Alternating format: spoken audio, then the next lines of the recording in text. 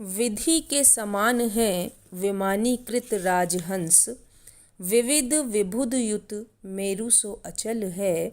दीप्ति दीपति अति सातों दीप दीपयतु, दूसरो दिलीप सो सुदक्षिणा को बल है।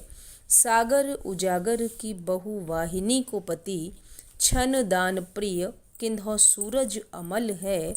सब विधि समरथ राजे राजा दशरथ, भागीरथ पथगामी गंगा कैसो जल है। यह जो पद है वह रीतिकाल के महाकवि केशवदास की रामचंद्रिका से उद्धृत किया गया है। इस पद में प्रसंग यह है कि राजा दशरथ की राजसभा में जब विश्वामित्र आते हैं तो महर्षि विश्वामित्र के आगमन पर राजसभा का जो बैताल है अर्थात जो चारण या भाट है वह विश्वामित्र के समक्ष राजा दशरथ की दानशीलता का वर्णन करता है। हमारे यहाँ प्रारंभ से ही यह प्रथा रही है कि राज दरबारों में भाट या चारण राजा का प्रशस्ति गान किया करते थे। चूँकि महर्षि विश्वामित्र का आगमन हुआ है और कुछ ऐसा भी है कि विश्वामित्र राजा से कुछ मांगना चाहते हैं, तो ऐसी स्थिति में जो चारण या भाट है वह राजा का स्तुति गान करके और विश्वामित्र ऋषि को यह बता देना चाहते हैं कि हमारे महाराज इतने दानशील हैं कि आप जो कुछ भी मांगना चाहेंगे उनके लिए देना असंभव नहीं है। तो भाट कहता है, विधि के समान है विमानीकृत राजहंस। जो महाराज दशरथ हैं वह विधि के समान हैं, साक्षात ब्रह्मा के सदृश हैं। विमानीकृत राजहंस, जिस प्रकार ब्रह्मा राजहंस पर विराजमान रहते हैं उसी प्रकार ये विमानीकृत का तात्पर्य है राजहंस के विमान पर जिस प्रकार ब्रह्मा सदैव आरूढ़ रहते हैं उसी प्रकार राजा दशरथ की कीर्ति इस प्रकार दिग्दिगंत व्यापिनी है कि वे राजहंस समस्त राजाओं के मानस रूपी विमान पर, चित्त रूपी हंस पर, राजहंस पर सदैव आरूढ़ रहते हैं। विविध विबुध युत मेरु सो अचल है। राजा दशरथ का जो कार्यशैली है वह मेरु सो अचल है। इस प्रकार है जिस प्रकार सुमेरु है, अर्थात सुमेरु पर्वत जिस प्रकार अविचल रहता है उसको कोई हिला नहीं सकता, उसी प्रकार राजा दशरथ की जो कार्यशैली है, राजा दशरथ का जो राज्य है वह अविचल है। और जिस प्रकार ब्रह्मा की सभा कैसी है, विविध विबुध युत, विबुध का तात्पर्य है यहाँ पर देवतागण और विबुध, वि माने विशेष और बुध यानी बुद्धजन या विशेषज्ञ पंडित। तो जिस प्रकार ब्रह्मा की राजसभा अचल है और विभिन्न देवतागण से सदैव सुशोभित रहती है, ठीक उसी प्रकार अचल राज्य करने वाले जो महाराज दशरथ है उनकी राज्यसभा विशेषज्ञ पंडितों से सदैव भरी रहती है। दीप्ति दीपति अति सातों दीप दीपयतु। राजा दशरथ की जो दीप्ति है, जो चमक है, जो शोभा है, उनके यश का जो विस्तार है वह दीपति अति अत्यधिक शोभायमान है। उनके यश का विस्तार समस्त दिशाओं में विस्तृत है, फैला हुआ है, यहाँ तक कि सातों दीप दीपयतु। जो सातों दीप है वे दशरथ की कार्यशैली से प्रभावित है, उनके यश से दीपयतु माने प्रकाशमान है। दूसरो दिलीप, अधिक क्या कहें, हम तो यह कह सकते हैं कि ये जो राजा दशरथ हैं वे साक्षात दूसरे दिलीप हैं। दिलीप ये सूर्यवंशी राजा हुए हैं जो कि राम के पूर्वज रहे हैं, दशरथ के भी पूर्वज रहे हैं और दानशीलता में उनका अत्यधिक नाम रहा है। तो इस दृष्टि से वे दिलीप से तुलनीय हैं।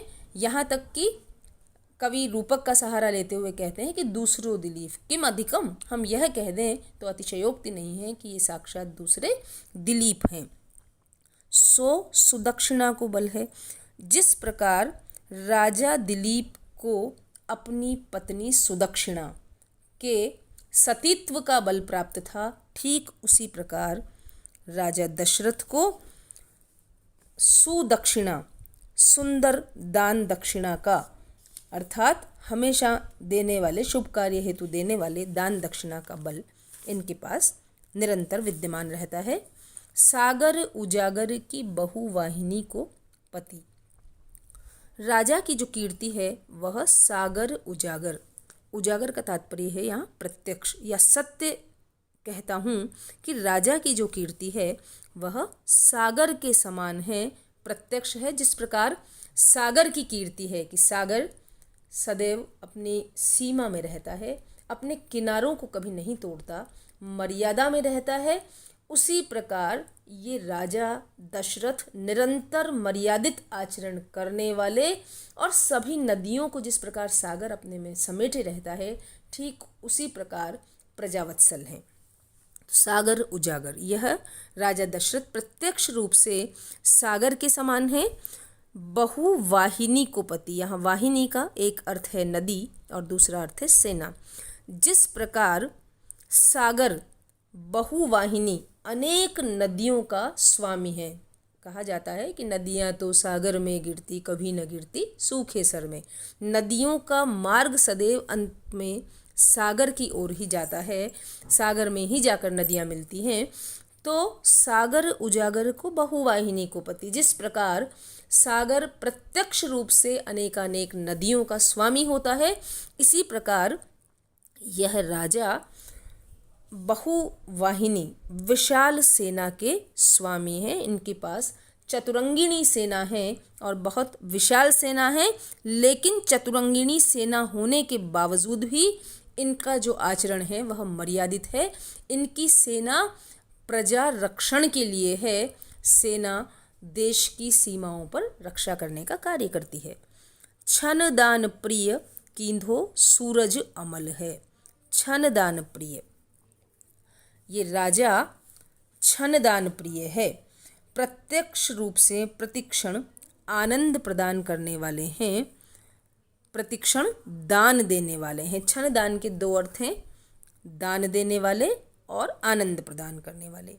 तो प्रतिक्षण दान प्रिय हैं, अर्थात इनके यहाँ से कोई भी व्यक्ति खाली नहीं लौट सकता और सभी को आनंद प्रदान करने वाले हैं। किंधों, या ऐसा लगता है कि सूरज अमल है, ये निर्मल कीर्ति के स्वामी सूर्य की भांति है।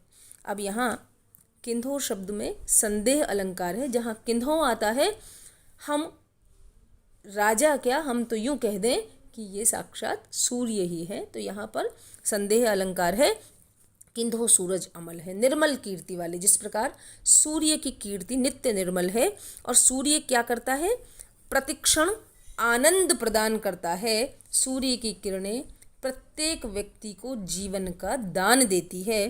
ठीक इसी प्रकार ये राजा दशरथ हैं, निर्मल कीर्ति वाले सूर्य की भांति ये क्षण दान प्रिय, प्रतिक्षण दान देने वाले हैं और आनंद की वर्षा करने वाले हैं। सब विधि समरथ राजे राजा दशरथ, भागीरथ पथगामी गंगा के सो जल है। इस प्रकार ये राजा दशरथ सब विधि समर्थ, सब प्रकार से सर्व समर्थ हैं।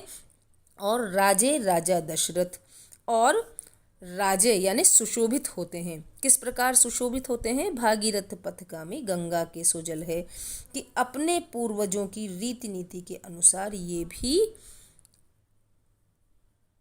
पुण्य का समर्थन करने वाले हैं। जैसे गंगा का जल भागीरथ पथगामी है, भागीरथ इनके ही पूर्वज हुए हैं, राजा सगर के पुत्र हुए हैं। तो जिस प्रकार भागीरथ पथगामी, भागीरथ ने गंगा को, गंगा के जल को मार्ग दिखाया, अर्थात गंगा जल जो है भागीरथ के बताए हुए रास्ते पर अनुगमन करती है। तो गंगा जल के समान ही पवित्र कीर्ति के स्वामी ये राजा दशरथ पुण्य के मार्ग का ही अनुगमन करते हैं, सब प्रकार से समर्थ हैं। यहाँ पूरे पद में यह बात स्पष्ट की गई है कि राजा दशरथ सब प्रकार से दान देने में समर्थ है, और चूंकि विश्वामित्र कुछ मांगने आए हैं तो चारण यह स्पष्ट कर देना चाहते हैं कि आपकी मनोकामना अवश्य ही पूर्ण होगी। यहाँ राजा दशरथ के जो सभासद हैं उनकी विशेषताओं का भी हमें वर्णन मिलता है, क्योंकि जब उनके चारण या भाट ही इतने विशेषज्ञ हैं, बोलने में चतुर हैं, तो वहाँ जो विशेषज्ञ जो बुद्धजन उनकी राजसभा में विराजमान हैं वे कितने ज्ञानी होंगे, इसका अंदाज हम लगा सकते हैं। इस अलंकार में, इस छंद में, पूरे छंद में उल्लेख अलंकार है। अनेक बातों का उल्लेख किया गया है कि किस प्रकार राजा दशरथ मनोकामना पूर्ति में समर्थ हैं। यदि शुरू से हम देखें तो यहाँ बहुत सारे शब्दों के दो दो अर्थ हैं, इसलिए पूरे पद में श्लेष अलंकार भी चल रहा है। जैसे राजहंस, राजहंस में हम देखेंगे कि एक तो नीर क्षीर विवेकी जो राजहंस है उसकी बात है, और दूसरा राजाओं के चित्त रूपी हंस पर विबुध, विबुध का तात्पर्य देवता तो होता ही है, और यहाँ विबुध विशेषज्ञ पंडित जो राजसभा में विराजमान हैं उनके बारे में भी कहा गया है। इसी प्रकार सुदक्षिणा, सुदक्षिणा शुभ कार्य हेतु दिए जाने वाला जो दान है वह सुदक्षिणा है, और राजा दिलीप की पत्नी का नाम भी सुदक्षिणा था। बहुवाहिनी का तात्पर्य विशाल सेना और अनेक नदियाँ, और छन दान का तात्पर्य आनंद और प्रतिक्षण दान देने वाले। तो इस प्रकार इन सब स्थलों पर एक ही शब्द के दो अर्थ होने के कारण श्लेष अलंकार है। श्लेष का अर्थ है चिपका हुआ होना, श्लिष्ट होना। जहाँ एक ही शब्द में दो अर्थ श्लिष्ट रहते हैं वहाँ श्लेष अलंकार होता है। दूसरो दिलीप सो सुदक्षिणा को बल है। दूसरो दिलीप, राजा को दूसरा दिलीप ही कह दिया गया है। यहाँ आरोपण की स्थिति होने के कारण रूपक अलंकार भी है, और विधि के समान है विमानीकृत उपमा अलंकार है। विधि के समान बताया गया है। मेरु सो अचल है उपमा अलंकार है। सो सुदक्षिणा दिलीप के समान है, जो कि सुदक्षिणा का जिनको बल था। छन दान प्रिय किंधो सूरज अमल है। किंधो जो शब्द है वह संदेहवाची शब्द है। संदेह अलंकार भी है कि ऐसा लगता है कि ये किंधो सूरज अमल है, कि ये राजा दशरथ है या अमल सूर्य है। अर्थात यहाँ संदेह है कि राजा दशरथ माना जाए या सूर्य माना जाए। और अनुप्रास अलंकार भी यत्र तत्र पूरे पद में दृष्टव्य है।